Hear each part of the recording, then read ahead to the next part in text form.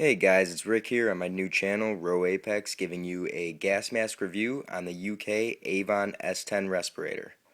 Let me just start out by saying this video is probably not going to be too great since I have to film on my iPhone this time, and it is a pain in the ass. I'd rather be holding a bar of soap, to be honest. But besides that, let's get on to the mask. The S10 is probably the most famous mask in the world, maybe next to the Israeli Model 4.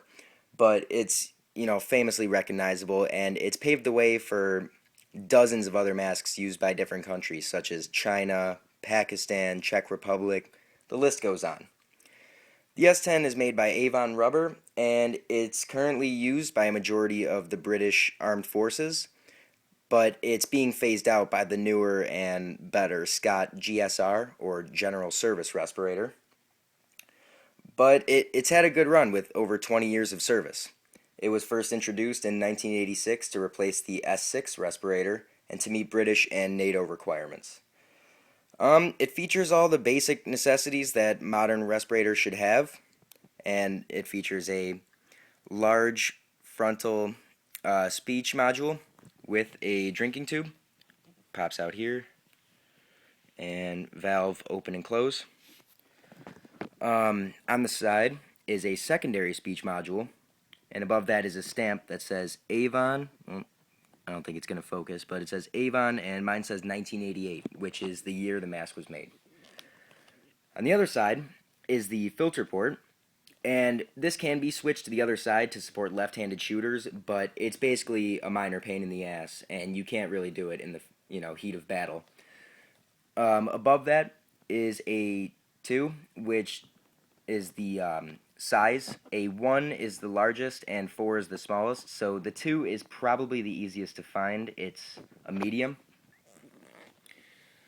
The lenses are an angled plastic. See, they go inward right there, and it's very brittle plastic. It offers almost no ballistic protection. People always ask if you could airsoft with these. No, you cannot. You will get shot in the eye and you will be blind. So do not try that. On the back is a rubber 6-point harness, very stretchy and flexible. And the clips have to be pre-adjusted to fit the user's head, so it keeps the harness in place. Ooh, mine's starting to rip right there. Sometimes they slide a little bit, but they shouldn't do that. See, mine slides a tad, but it's supposed to stay in place for the most part.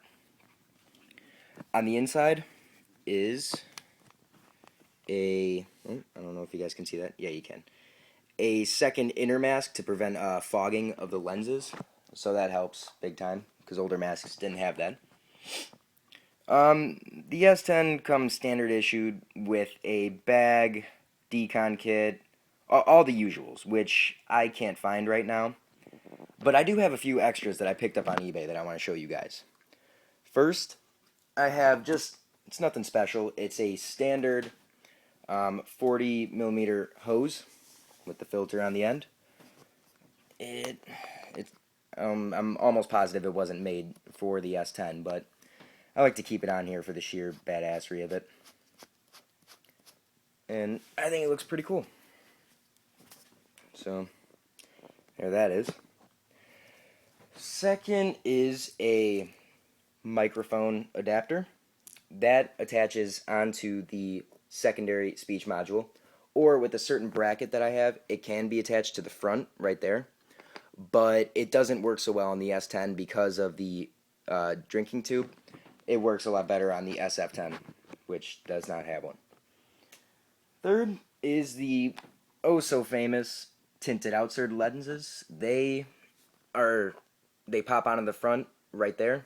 I can't do that with one hand, so I'm not going to try.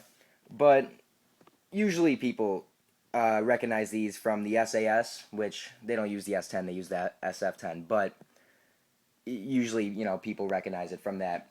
And it basically makes the wearer look like an emotionless, killing, rampaging juggernaut. At least it does in my opinion. And last is, these are actually becoming a lot more well known. I couldn't find any about like 2 years ago, but they're laser lenses.